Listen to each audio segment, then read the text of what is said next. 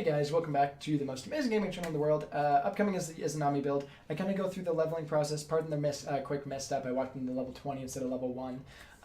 Keep in mind, I keep saying situational. If you don't know what the situation is, feel free to stop by stream. My Twitch and Twitter will both be in the description box below. But enjoy the video, and here is that Izanami build video that you asked for. Yes, this land smells so damp. It is beautiful. Alright guys, welcome back to the most amazing gaming channel in the world. This is TheHolySeraph bringing to you a Season 6 Izanami build. Now this build is going to be going forth as they just had the patch notes that are going to be released like next week, so I'm trying to future-proof this. For those, I'm not sure of the actual patch note, I apologize, but it's the one where Ikavil will go from 25% attack speed and 10 pen to 25 power, and it's like the Aussie and the Ikavil changes. So I'm trying to future-proof this here for you guys. So with that being said, let's go through the leveling order. First, you want to go into your 2. Next, we're going to fix this real quick. Alright, so first you want to go into your 2. Next is going to be very dependent on whether or not you need an escape or not. 90% of the time, the safe thing is go into your 3. Going into your 1 isn't really going to be super needed. Now, again, it's just kind of up to you, depend on how the lane is going. If you think you might need a kill, go ahead and do this. Otherwise, go with the safe route as your 3. So we're going to say safe route because junglers always gank at like level 2, it seems. So we're going to go into your escape. Then level the 2, the 1, the hold, or the ult. Then you want to go ahead and level the 2. At level 8, I will go ahead and level up the 1. I like the extra attack speed that you start getting and the little bit of extra bonus damage. So I'll level the 1 here. At level 9, I'll level the 2. At this point, I actually do like leveling the ult. Not only is it 90 damage, which is essentially an extra auto that you're hitting, but it increases this duration of the silence while not increasing the cost of the mana. So level 9, I will level the ult. Go into the 1, and then at that point, you just level the ult whenever possible. Level the 1, and then the 3, and then your ult. So that's basically the level order. So basically 2, 3, 2, 1, ult. 2, 2, 1, 2, ult, 1, 1, 1, ult, 1, 3, 3, ult, 3, 3, 3, ult, I think is what it is. Anyways, level the ult whenever possible, except for level 9. That is where you go into your 1. The actual build itself, I've tried around, guys, and by the way, I tweeted this out to Barracuda. It could just be a weird coincidence. It honestly could. But I'm going to give myself a little pat on the back. Told him that Warrior's Blessing ADC is very strong. Compared to like Hunters, especially because of the gank potential. It's just really, really solid. I could make an entire video based on why I believe Warrior's Blessing is better than Hunter's Blessing.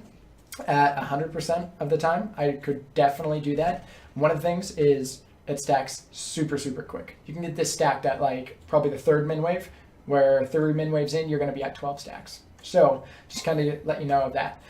Anyways, that's a whole video in itself. If you want to go Warrior's Blessing or Hunters, whatever you personally think, I would say Warriors. I just did it on my last game and it actually helped quite a bit. However, I personally love getting my power and my stacking items on. It typically helps for me. Now, if I build trans, I do tier 2 trans. Fortunately, though, I'm probably going to do this start with Izanami, and then I'll come back and at 900 gold back and start to get this. That should be enough with those 2 things. If you play safe, that's like about 3-ish min waves. I think maybe 4. I can't quite remember. But about you can start getting your stacks online at about 5 minutes into the game, which is pretty nice.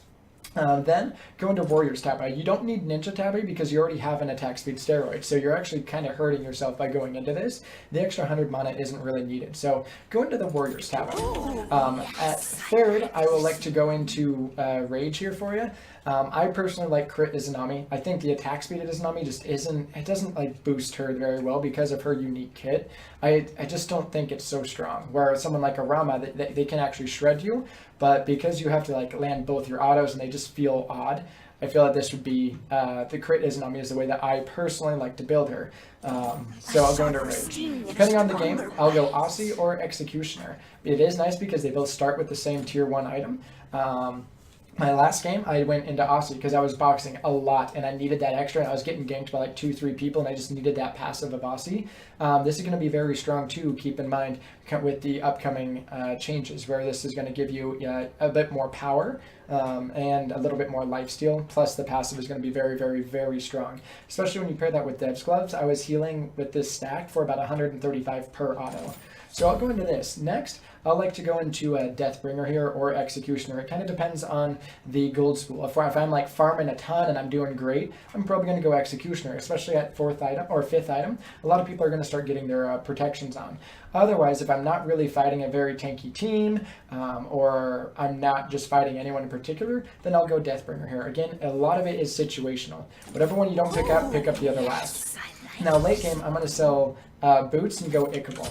Now, I'm trying to think of this proactively. This may be picked up earlier. It's kind of tough to say because it hasn't come through, but I feel that this honestly could probably take place of Aussie here, and then you could get the lifesteal later on in the game. Just kind of trying to give you guys a heads up. I'm trying to like foresee the future, and honestly I could see Aussie being swapped out for Ickable, and then you just swap the places here, where Aussie you get late game. So just kind of keep that in mind, because this item, if you don't know, is going to give you, I think it's 30% attack speed, 30 power, and then you'll also decrease any enemies you hit by 30%, which is in a sense 1 or 1.5 autos of Izzy, because you throw it out and it hits them twice, which will proc that. So this is going to be a very, very, very good item, and the more I think about it, the more I think it will be Aussie here. So you'll go boot or Devs, Boots, Rage, Ickable here. It's kind of tough to say. It's because I don't actually have the item to play around with. But most of the time, Beads and Aegis will be the two. But yeah, this is the way that I build Izanami. I find her to be very, very strong, especially if we go ahead and pop this here. You can see just the pure power here. You're going to have a 65% crit, 20 pen plus your Executioner. You're also going to have 39% lifesteal prior to the Aussie passive. You're going to have, when you activate your 1, you will have a 2.5 attack speed, and you're going to be hitting pretty hard with your Rage and Deathbringer. So this is just the way that I personally like Izzy. Let me know what you think in the comment section down below, if you think it's good, bad, whatever you think. But you can go ahead. Oh my gosh. They just rained on your parade! That didn't seem like it hit as hard as I did in my last game. Oh, there we go. There we go. So after you build an Executioner, this is not what I had last game. I had Boots, which is a little bit less of a power spike currently. So to kind of put it more in perspective, I'll sell Ickable here for you guys and throw on Bloodforged.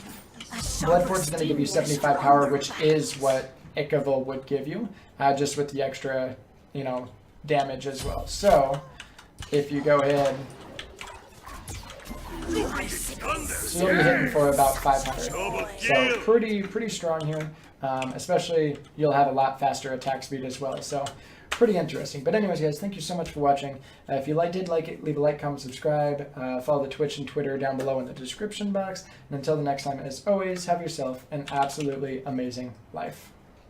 See you soon.